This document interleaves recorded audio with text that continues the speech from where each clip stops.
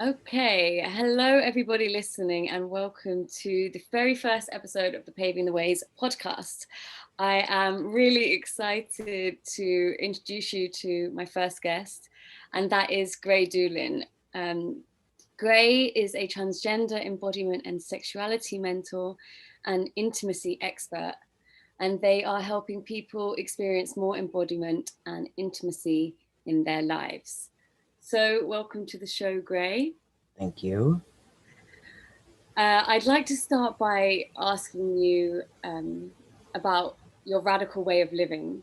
What does a day, or what could a day in the life of Grey Doolin look like? My radical daily practices. Yeah. um, well, um, it can look a lot of different ways, but I like routine and creating containers that help support, this like magical and radical way that I move through the world. And so I live alone with my 3 cats. And I love having my own space. So like as an empath and a sensitive person, it is really helpful not to have anybody else's energy in the space. So I have a morning, I like steep my tea and say my money metas in front of my money altar while that's happening. And then I drank my first cup of tea in bed with my cats, and we like watch a podcast or scroll through Instagram. It's this like very sweet ritual that we have together. I like love it a lot. And then I get up and do my morning magical practice. So I pull a tarot card and I journal. And then that also involves this winter was really, so I've been playing with my fire a lot, my like creativity and my passion. I'm an Aries moon, so I just have a lot of fire and haven't always wielded it in the best way. Like it's I can create things really easily, but then I also can destroy things really easily, or I can get burnt out or exhausted. And so I've really been playing around with that. But I created this practice around the solstice that I call fire stoking. And so I sit and I have like a little mantra or like affirmations I say ahead of that. And then I sit and, you know, envision this container for my fire and kind of like stoke that, see myself as like this sun kind of image and these like flames. I practice rooting it. I think about how I like in what direction I want to aim it today. Um, and that's been a really helpful process in using it in a creative way and with intention instead of just like blowing shit up all the time. So I do that. And then it depends like what's on the day. Like sometimes I'll go outside if I feel like I need to ground and be in nature. Like I love to take walks and be outside, or else I will like start my work day and like create content to get on Instagram, do my coaching sessions, write my newsletter, but some mixture of like creation in there, and mixed with like the things that also like bring me pleasure. So connecting with folks and being outside brings me pleasure. Playing music brings me pleasure. A lot of like sex magic and sex play. Um, yeah, I mean that's typically how I fill my days.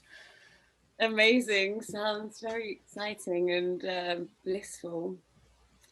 So I guess something I'd like to know is, do you have like a memory of when you started to realize, okay, this world that maybe I was brought into is not the world that I want to live in, and I need to start creating something different for myself and my experience? Yeah, that's a great question. I mean, as a trans and queer identified person, I feel like part of my like the mission I signed up for in this lifetime is to constantly be creating spaces for myself, because they don't already exist and they haven't already existed. And so I don't know that I had a conscious awareness that that's what I was doing until my mid 20s, that I was like, oh, this is a thing that I'm like here to do. But I think that I have been doing it in my world since I was like a tiny human, because Mm. I came out as trans when I was like 5 or 6, um, in like a very like strict religious household, and it just like wasn't okay. It was also the like early 80s, and so who was talking about transness at that time? Um, other than the sort of like the transvestites or the transsexuals you would see like in the movies, but it wasn't a thing that like parents were talking about or around competence. And so even right as this like little divine force that I was like full of light was like, here I am, this is who I am. Like I was already beginning to like fuck stuff up in that way, even as like a really small person. Yeah. Did you have people around you, like when you say you came out at 5 or 6, had you heard of this before? How did you come to realize that your gender was different to your original sex? Yeah. I mean, I didn't have the language of transgender back then. And so it was very clear to me that I was a boy. It was just so crystal clear to me that like I was a brother to my brother, um, that, I was to be like playing in the ocean with my shirt off, like that I was, looking around me at these models of masculinity or the ways that they were moving through the world. I was just like, duh, this is who I am. It was so clear to me. I like have there's no question in my mind about how clear that was. Yeah. Uh-huh. And then these days, do you feel like your transness affects your daily life? Have you had to alter things? You said something really cool I loved, which was my transness as a radical way of living. Could you maybe speak a bit more to that? Yeah. I feel like in my day-to-day currently, not so much because I feel like I have done a lot of hard and healing work around integrating that into sort of like who I am. And so I don't tend to like move through the world as like kind of like as a trans forward or trans led. Like I know I went through a long period of time where like I needed to feel really seen in that and to feel validated in that because I didn't have that growing up. And so it was, it's like been a huge wound of mine. But as I've done my own healing, like feel that more integrated.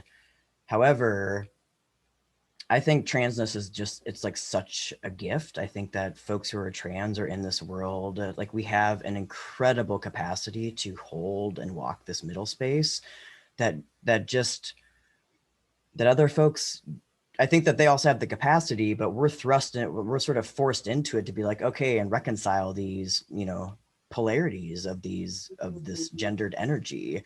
And so if we work with it well, I think it gives us access to the divine in a way that many folks will like never know in like their current lifetimes. And so like, fuck yeah, it's radical. It's like I can hold this sort of both, and I can like play in this like very masculine energy, and I can also lean deeply into my like feminine receptive. And because I've chosen to dive into both of those ends, like it is this it's just this complex whole. There's such nuance and such complexity to it. I love that. How do you feel like your being a trans person has affected or has altered your connection with yourself and your body and that kind of inquiry within?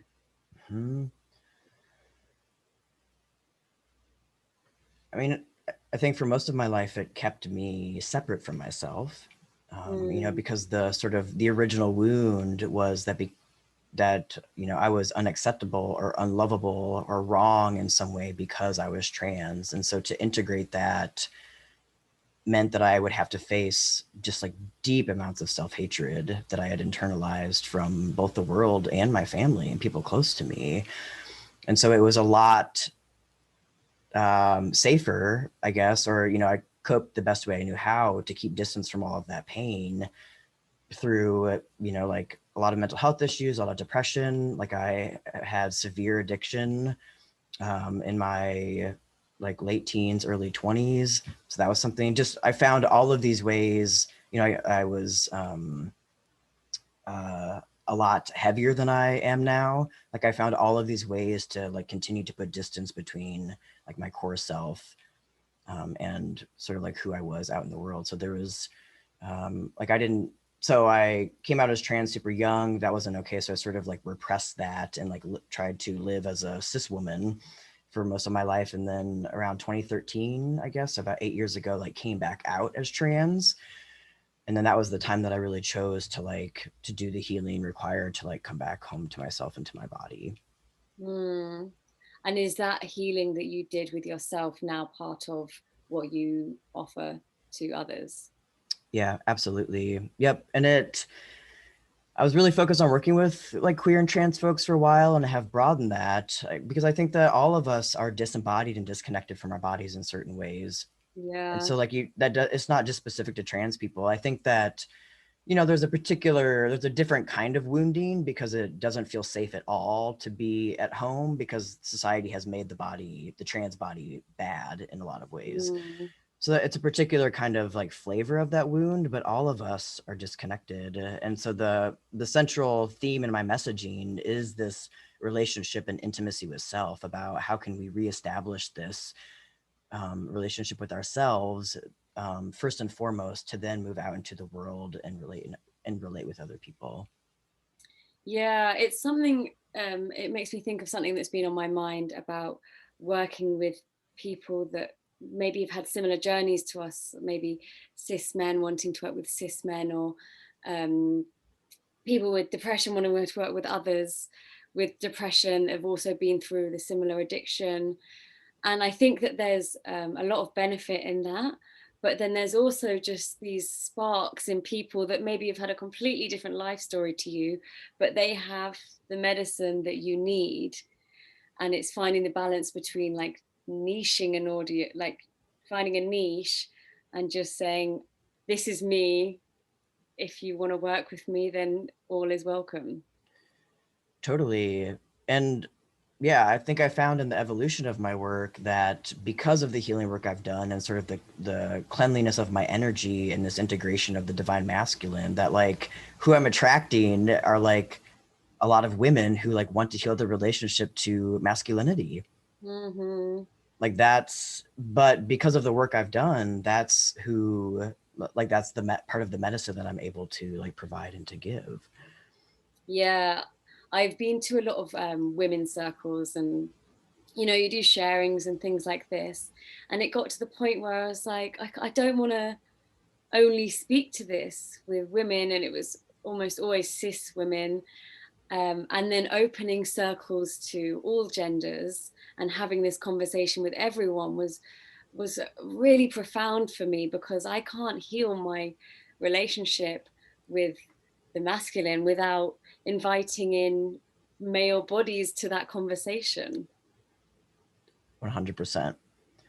Yeah, I have like so much respect and regard for like women only spaces, and I think it's like really necessary. I mean, same when around like queer and trans, like marginalized communities or oppressed communities needing that sense of togetherness or Yeah. safety, right? But I agree with you is that avoiding the very thing that triggers us or that makes us feel unsafe like is not going to allow for healing and integration, like of that thing, of the very thing. Yeah, yeah, yeah.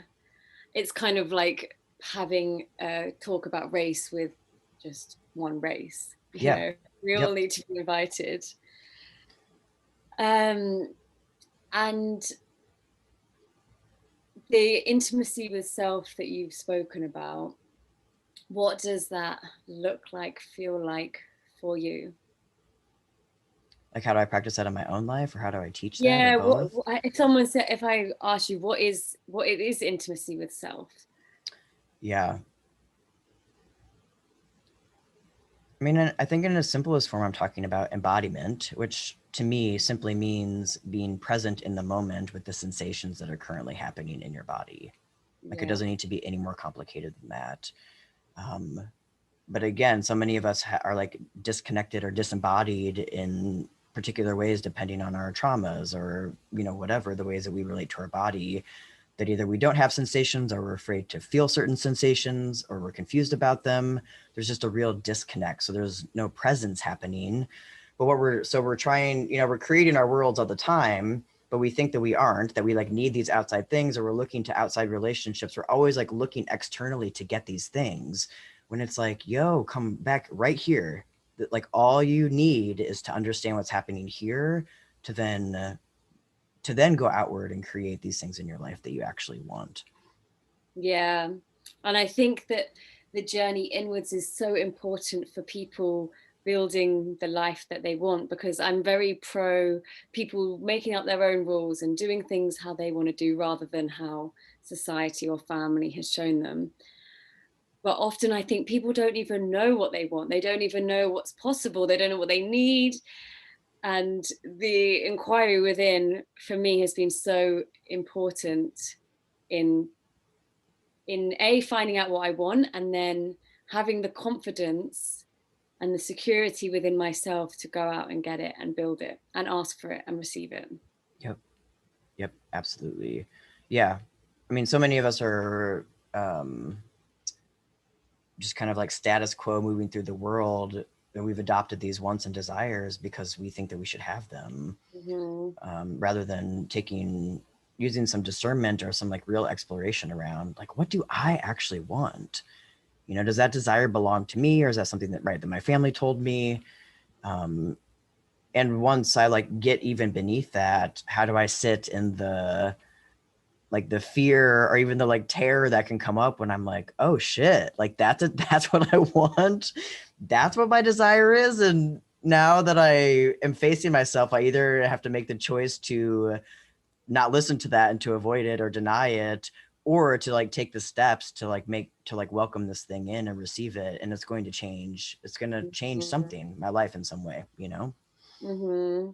And I think desire, kind of similar to identity, we can become attached to. We think that if we desire something in one moment, then that's it. Like, oh, I like women, but then what happens if suddenly I'm with someone else and I'm really attracted to them and they're not a woman, but I feel like I have to stick to this thing, or like I think, oh, I'm a vegan, but right now I really want that hamburger or something. Totally. We think we have to stick to our desires.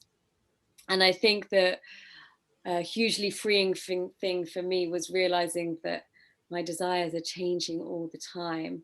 And I feel much more comfortable to express my desires now that I accept that, because I can tell someone how I feel, like, oh, right now I really want your body on mine.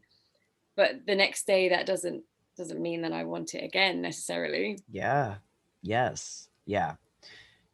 Yeah. And I think that, and that speaks a little to like the sort of transness or even like queerness that I was talking about earlier, is I think because to have to grapple with identity like that in society and be open to this constant evolution, I think that queer and trans people maybe are more equipped to kind of walk that path. But exactly what you're saying is like, it feels very fool card to me, very like, right, I am not a static person and I don't want static identities, right? And so, right, maybe in this moment I do want to like start testosterone, and maybe 3 months from now that will change. Or maybe like I'm identifying as monogamous now, and 6 months later like I'll want to like be a relationship anarchist or like whatever. And like, I think it takes a level of flexibility and a willingness to like see it as like, it's not being wrong, because in that moment there's nothing more true than what that desire is. And so really honoring that, but then also being open to the very real reality that that's going to change. And then that's okay, because you're changing and evolving and your needs are changing and evolving, and saying yes to each of those is just such an honoring of self. I think that is really too how you like build self-trust, is to say, I wasn't wrong in that moment yesterday when I wanted your body on mine and now I don't. All of this is true, and that's beautiful. Yes, all of this is true. And it's like playing in the expansiveness of who we are and what we can want. And we can want all of the things at the same time or at different times. And I think a lot of people don't want to ask for what they want because of fear of what others may think, or fear that will be misinterpreted or interpreted differently. Something that was on my mind as we were talking was like identity. How I would often look at other people and think, wow, they really know themselves, you know, their identity is so strong. And I would envy that in all these different people that I would see, because I was always fluid with how I was presenting myself. And then I realized, actually, I do know myself. I just change a lot, and how I present myself and the things that I'm interested in can change as often as the weather in England, and that's okay. Yeah. Well, right. Well, you're a Gemini, right? Yeah. Yeah. Well, I think that so am I, a Gemini sun. I feel like we Yeah. like get a little like bad rap for being non-committal, but I do. Yeah. But there's also the sort of like mercurial like shape shifting that happens, and I think when we adopt, whether it's around shifting identities, but when we adopt other people's stories about how we're showing up in the world, that's when like we can pathologize it or make it a bad thing, rather than like this is who I am, how I move through the world, and like how could this be a positive. I think it's a beautiful, like Gemini is like, there's this flexibility again that like other people don't have, like a more like fixed earth sign, for instance. Mm. um Yeah. And I think yeah for me, figuring out what I want from life, a huge part of that has been traveling and seeing other people and being like, oh, okay, that's kind of cool. Oh, I don't like that, trial and error, I guess, essentially, in terms of what I do with my days, how I interact with people, how I want to communicate and relate to others. And I think that I'm very grateful that I was able to explore what I want and how it's brought me to this place where I feel very confident in many polarities of my nature. So if you could speak to someone that was knew that like they wanted more from life and they weren't really sure how to go about getting it, maybe they have some ties like rent or a partner that's not as adventurous, do you have anything that you would say to them to maybe branch out and start to explore a life that is really fulfilling and unique to them? I think first and foremost, always like I would go back to that relationship with self. Mm. I think people who come into my like coaching work or mentoring work, right, I think that they want to like hear this big answer to how to make their life more exciting, or what, or this like big change. And it's been my experience, the way it has evolved in my life, is that starting very small and just beginning to listen to every kind of message or nudge that comes through is going to lead you to exactly where you're meant to be and to where you want to go. This the practice that I started doing, it was from Ashley Wood's work, and she uses this metaphor that like every intuitive message or hit that comes through that we listen to is like a droplet, and that if you begin to listen to all of them, it amasses into this large body of water, and then suddenly, right, you have this large body of water when you thought it was just these droplets. And I love that metaphor so much for how change can happen. I think that we look at these, there's so much noise on social media about $20,000 months and like the cars and the booze and like all this stuff, and like, yeah, like quantum leaps, yes, like that is available to us, but oftentimes there were so many tiny steps behind the scenes that like that weren't posted, about like reaching out to a certain person, or picking up this book, or listening to this podcast episode, or cleaning out your fucking closet to make space for what new stuff wants to come in. All of these things are important. Like, we want to ignore the mundane or ignore these signals coming through our body, when it's like all of the information, every single thing we need, like it already belongs to us. Mm. Yeah, I remember a few years ago when I first started communicating with my higher self, and it was like after every activity, okay, higher self, what shall I do now, what shall I do now? And often it would be things that I considered to be mundane, like have a spinach smoothie and take a bath, and I'm like, no, I want the exciting stuff, I want to do the offers and make loads of money. And it's like, okay, I just need to sit with this. And years later, I feel like the more I was asking directly, the less I actually ask now. And it's almost, I think I've just kind of integrated with my higher self, and every action I take feels like the right one. And if I'm Absolutely. not sure, I'll ask within. And sometimes I get an answer like, go to Thailand. I'm like, really, I don't know. I don't know about going to Thailand, but I said, if I'm going to ask, I want to listen, because otherwise what's the point of asking? So now whenever I ask, I almost always follow the message that I get through. And I can say it's taken me to some magical experiences, albeit scary sometimes, but yeah, profound. Yeah. Yes. Yeah. So let's see, it was just 2021. I'm like, what year are we in? Yeah. Yeah, last year in 2020, that was at the beginning of the year. It was the commitment I made to myself. I was like, okay, like this is my year of really honing my intuition and self-trust. So I'm going, like, whatever comes through, I'm gonna say yes to. And like, Mhm.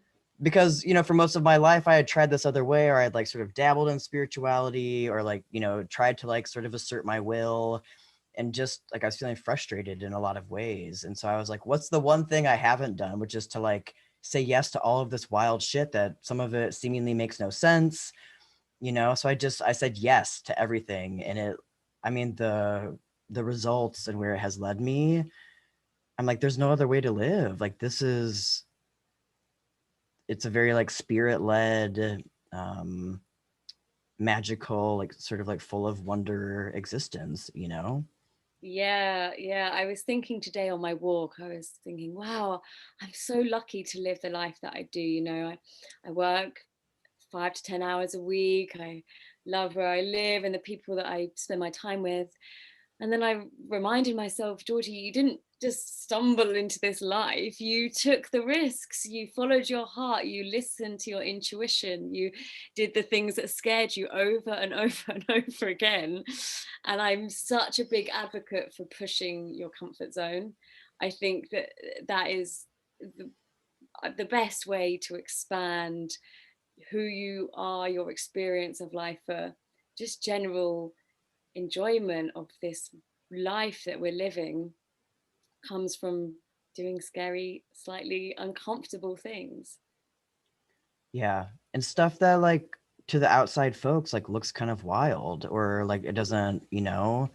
I think when I started telling people that I mean the pandemic had just started in the United States, like things just went into lockdown like mid-March last year. And I was like, I'm moving. And a couple of people were like in the middle, you know, there was just like so much fear and anxiety. And I was like, I don't even get me caught up in the noise of that. Yeah. Like Spirit and I are on like a higher mission here. Like I'm going to live next to a lake, and so like I'll catch y'all later. You know? Yeah. When the idea sounds crazy to like other people, I feel that's when you know it's a good one. Yep. Yeah. Uh, and I think often the things that like I've used to judge or just cast off as weird, often those things end up being things that I've become interested in.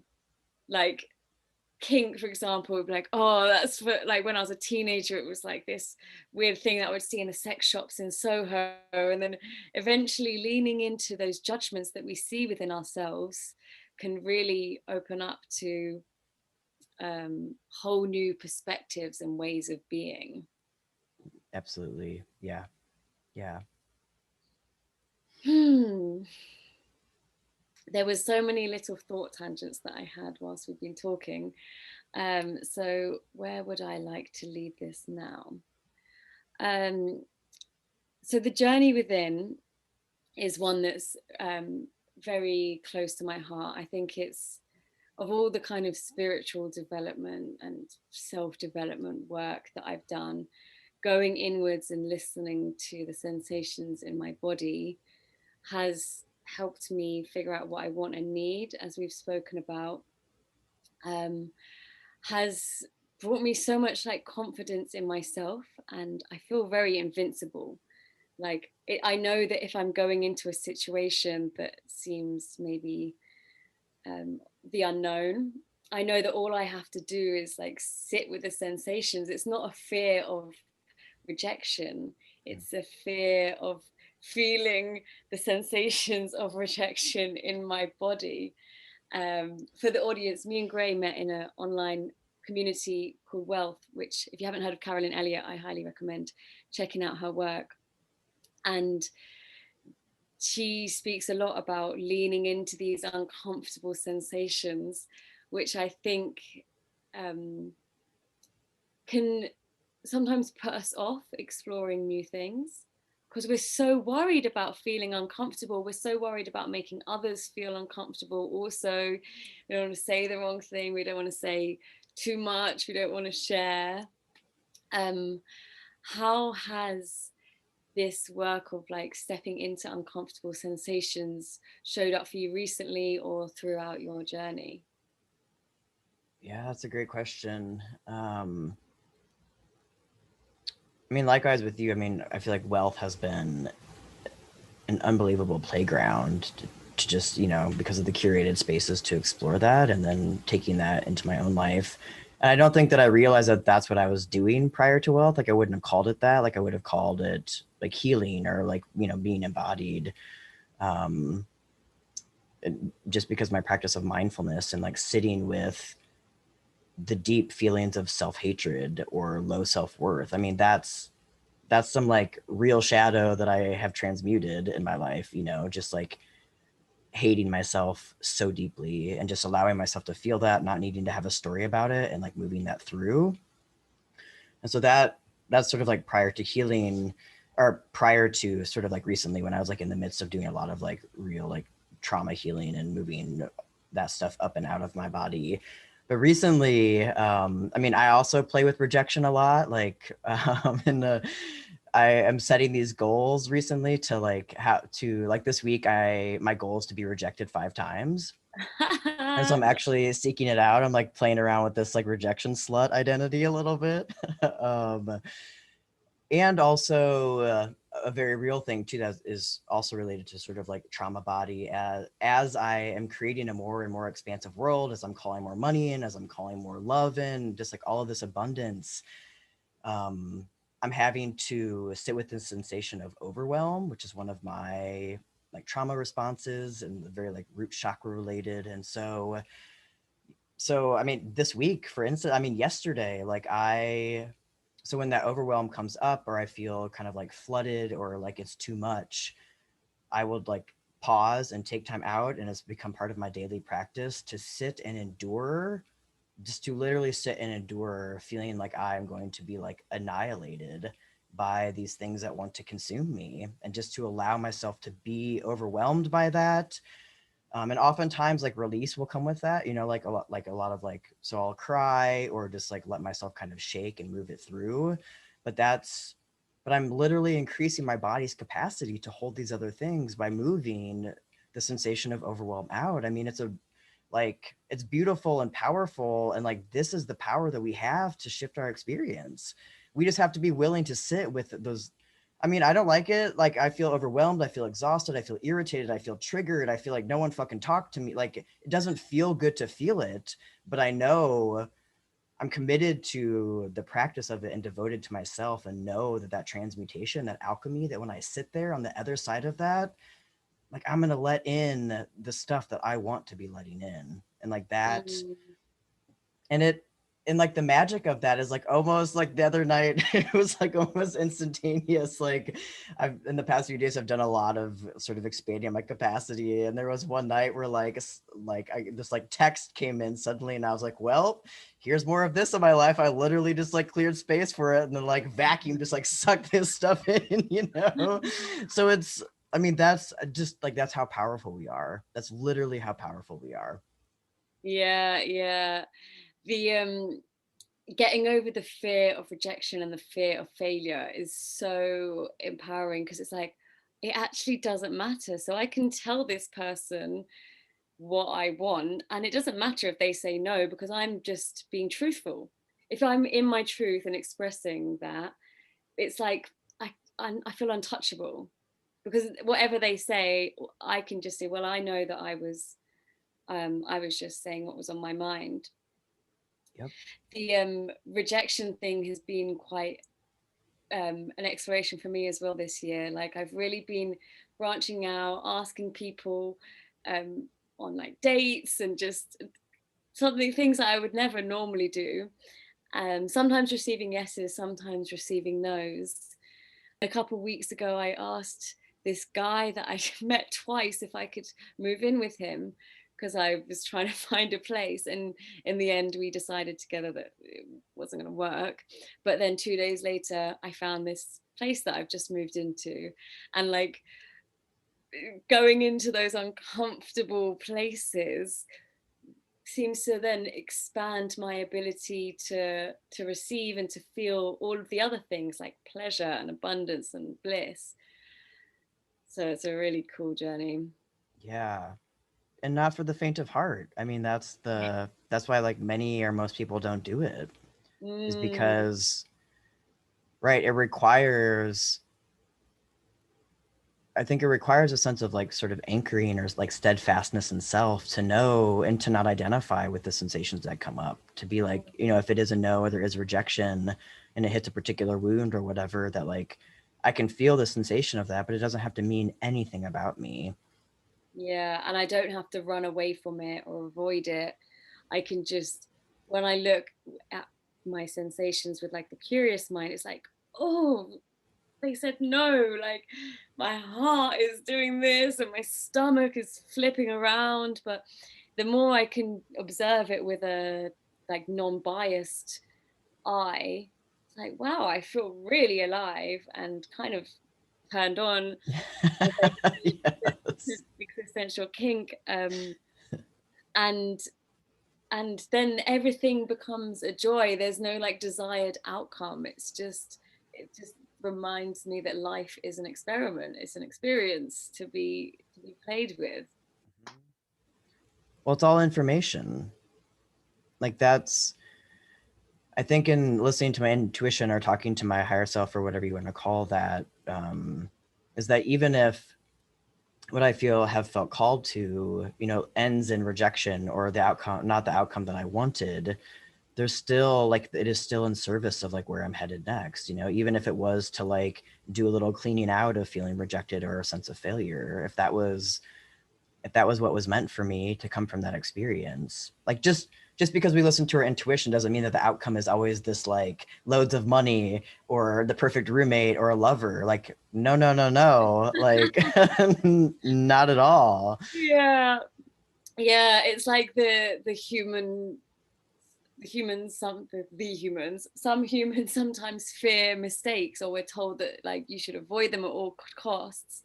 And often I'll ask for guidance, um, and it'll like hit a dead end essentially. But during that dead end, I've walked a whole lot of steps that I'd never walked before, and I've come back with a whole new perspective. And I think this like fear of making a mistake can be so paralyzing, because we're scared to put our voice out there, to say what we think and all of these things. And owning our mistakes is a very powerful and humbling act. But it's not easy, like you said. It's not for the faint of heart. Mm-mm. Yeah. And I think it brings up, you know, for me, I've called it like the resilience of no, because I grew up in a highly religious household. Um, you know, my relationship with sort of this parental figure or this like God figure is that, you know, I get rewarded when I'm good and I get punished when I'm not. And so when things like really having to undo a lot of belief that like if things didn't work out the way I wanted it to, or I failed in some way, it's because like I'm unworthy of it or not deserving or I'm bad or I didn't do it right. You know, this sort of perfectionism. Like I've had to do a great deal of undoing, and that still comes up to kind of have to reframe, you know, like everything is working for me. Just because it wasn't the outcome that I wanted doesn't mean anything about my worthiness of what I desire. Like it's still on my way to me. I'm just in the process of figuring out the next step to get there and to allow it in. Mm, I love that. So if someone was listening and they thought, yeah, I wanna start stepping out my comfort zone. I want to do a bit more. I want to do some of these, have some of these experiences that we've been talking about. What are some steps that you could recommend? Again, first and foremost, I would say you're gonna have to like listen to yourself to even know what it is that you desire, like what scares you. And then I would like start to step towards that. So if it is like asking someone out, or even if it's again, small things like, what if looking something up on the internet, like, right, if like kink interests you, or this like kind of desire that feels kind of sideways, like comes in, you're like, oh, I'm interested in that. I don't even like researching it on the internet, whatever is going to bring up sensation that you aren't feeling now, that's going to cause you a little bit of discomfort.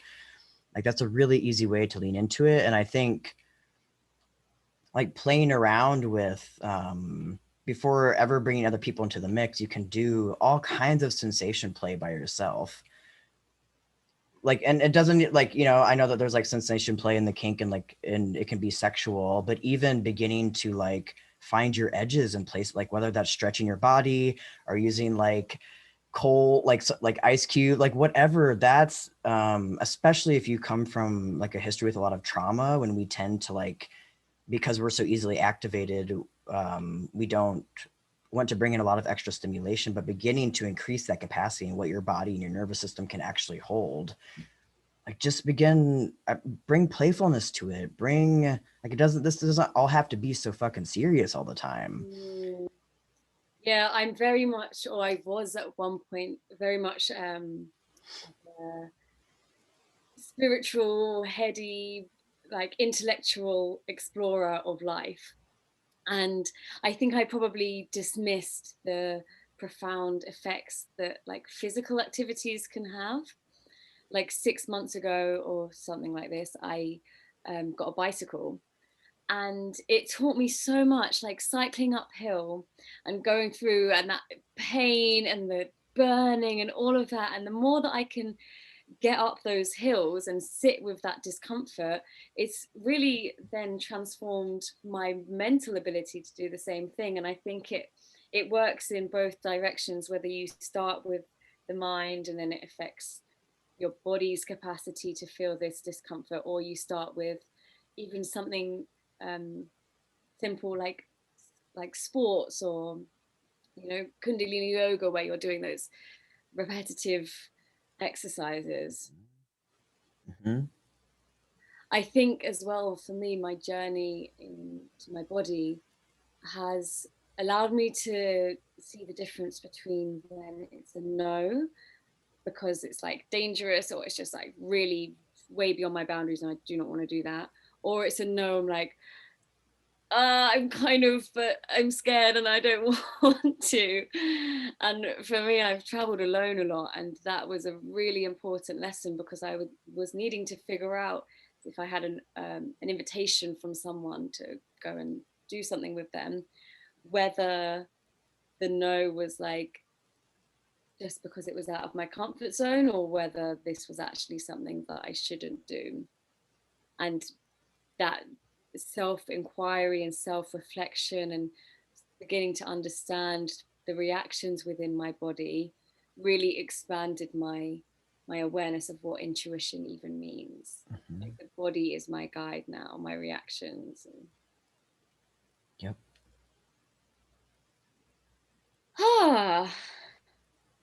So would you like to tell people a bit more about what you do, how you're working with people at the moment? Yeah, I would love that. So I offer one-on-one work. I call it mentoring rather than coaching, just because, I mean, it is coaching, but mentoring like resonates with me more. So yeah, that's for folks who are ready to like do the like deep dive work into learning how to use their body essentially to create their worlds, to like get in touch with their desires and wants via that, via their bodies.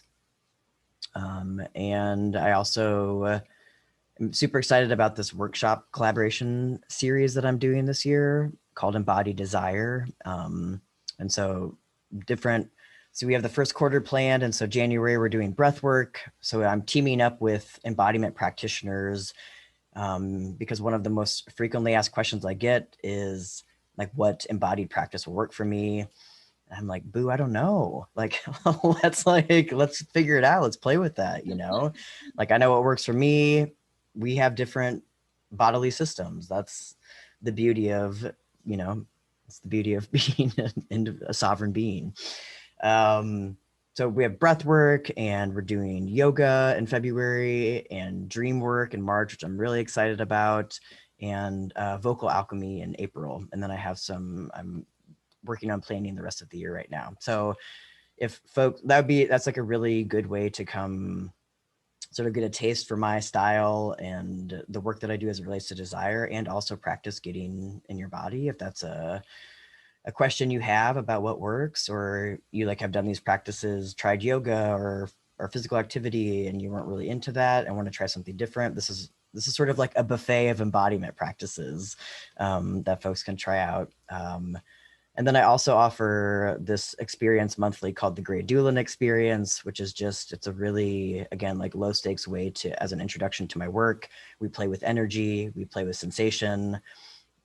It's about presence and getting in your body. And so I use my body and energy to help you begin to understand what's happening like in your body. And so you can begin to take that as information and become the like powerful creator in your own life that you are. Amazing. And I did a 20-minute, what's the name of it? Own Your Magic call. Oh, remember your magic call? Yeah. It was great. Yep. And, it was a really insightful, enjoyable, transformational experience. So I can highly recommend the work that they do. And socials and website I will put in the show notes, but if you want to just mention them anyway now, in case people aren't reading. Yeah. Best place to find my work right now is on Instagram at Grey DOOLIN. And if you would like to engage with me in a sexy way, I also have an OnlyFans account under my handle Grey DOOLIN as well. So you can find me there. So a couple of different ways. Love that. I think that the sexy work is a whole nother hour conversation. Absolutely, totally. For sure. Thank you so much, Grey. I thought it was going to be a interesting, exciting conversation, and it certainly was. So I'm really grateful for you and for the things that we've explored in this podcast.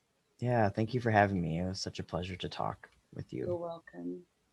Okay, so if you guys want to connect with Grey, I'll put it in the show notes. And thank you so much for listening.